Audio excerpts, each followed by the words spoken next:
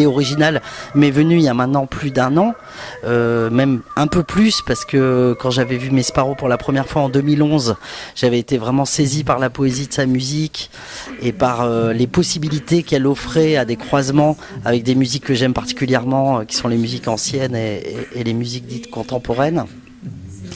Et donc, comme au Moloko, on aime beaucoup les croisements et qu'on avait fait beaucoup de résidences de création avec le conservatoire, l'idée m'a tout de suite conduit vers le conservatoire et vers Thierry Péroux, son directeur, qui a tout de suite été emballé par le projet, parce qu'il se trouve que quelques mois auparavant, je l'avais emmené à Paris au MAMA, qui est un festival de musique actuelle, et qu'on avait vu ensemble un concert de Mesparo, et il était aussi tombé très amoureux de sa musique. On a été ensuite rejoint par La Vapeur de Dijon, qui s'est associé au projet dans un second temps. J'aime la rivière qui coule doucement, silencieuse et vive. Je l'allonge souvent et courant dans ce fond pousser l'aspire. Sage, pérenne, l'âme incisive ignore que son doux sillon lit comme une divise.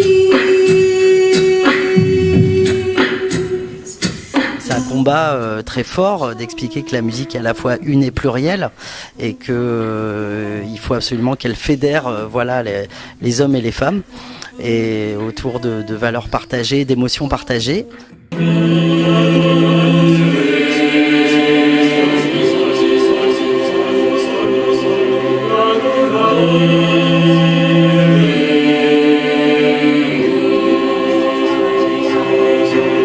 C'est la première fois qu'il y a un projet aussi fort dans le lien entre l'artiste et puis, je dirais, le porteur du projet au conservatoire, en l'occurrence moi.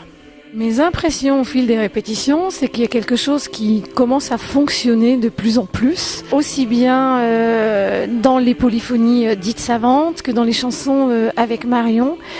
Je trouve qu'il y a un groupe qui fonctionne très bien, avec cette réunion entre les jeunes, les adultes, et puis des adultes qui viennent aussi d'autres régions, les adultes professionnels.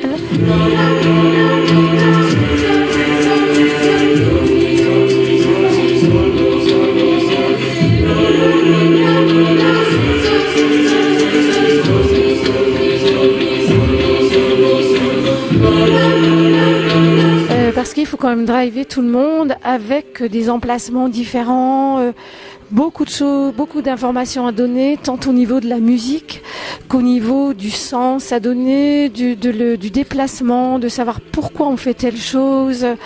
C'est vraiment, je dirais, un spectacle comme une grande œuvre, comme une œuvre unique, et avec ces musiques qui se répondent, qui se croisent, qui se juxtaposent et je veux dire un petit peu qui s'affrontent, qui contrastent entre elles et même qui s'affrontent.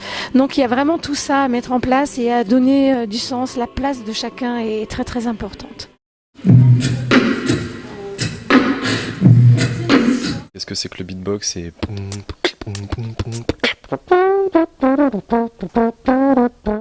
Après notre première répétition avec Marion, surtout Marion, et moi j'étais complètement d'accord avec elle, il manquait une rythmique. Et moi aussi, quand je travaillais seule, je me disais, là s'il y avait une rythmique, ça serait bien. Alors c'est vrai que dans ma tête, je pensais batterie, et puis je dis, non, puisqu'on a dit qu'il n'y avait que la voix et le continuo.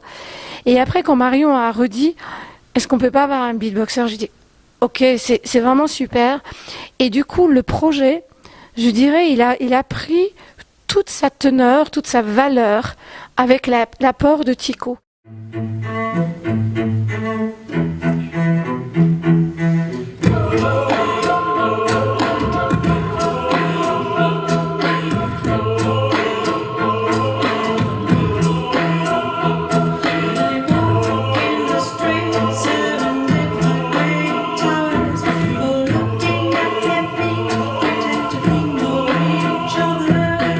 Dans le beatbox, moi j'aime surtout l'exploration vocale, aller voir un peu tout ce qu'on peut faire et du coup me retrouver face à une chorale avec tant de personnes et avec Mesparo en plus, je trouve ça vraiment chouette. Du coup pour moi c'est une ouverture vers quelque chose que j'ai pas l'habitude, donc voilà, la curiosité et l'envie aussi. Sincèrement, en bossant un peu là avec un répertoire classique et des chanteurs lyriques, je vois pas d'énormes différences avec ce que j'ai pu faire avant dans les musiques dites plus actuelles. Au final, c'est des notes, c'est du rythme, et enfin moi je le prends comme ça. En tout cas, la musique, je la prends assez de manière universelle. Et du coup, après, au niveau de la technique de chant, effectivement, je me retrouve confronté face à des choses que j'ai pas forcément l'habitude. Donc oui, la curiosité va certainement me mener, j'espère, à avoir d'autres expériences du genre.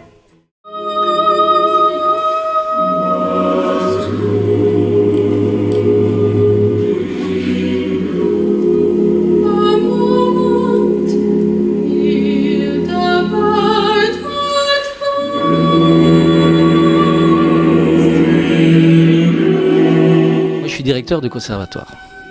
Donc déjà, on pourrait se poser la question, qu'est-ce que le conservatoire vient faire là-dedans?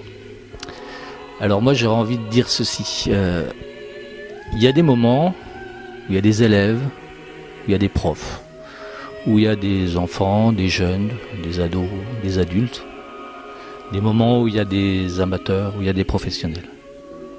Puis il y a un moment où tout ça s'efface et ne se résume plus qu'en un seul mot, c'est tous des artistes. Et moi, c'est ce moment-là qui m'intéresse. Et c'est ça que je cherche. Être artiste, c'est justement s'inscrire dans une relation à un public, dans une relation à un répertoire, et, dans le cas présent, dans une relation avec d'autres artistes. Et là, il n'y a plus d'élèves, il n'y a plus de profs, peut-être sur un programme, et encore. Mais il y a des artistes qui sont sur scène et qui rencontrent le public. Allez-y.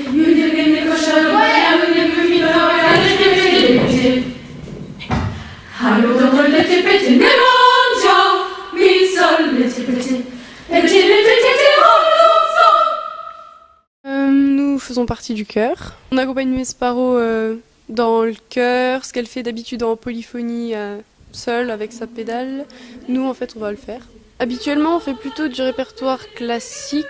Maintenant, c'est plutôt moderne, plus d'actualité. Je trouve que c'est toujours un super projet, mais qu'on est presque arrivé au bout des répétitions et qu'on est déjà bien en place.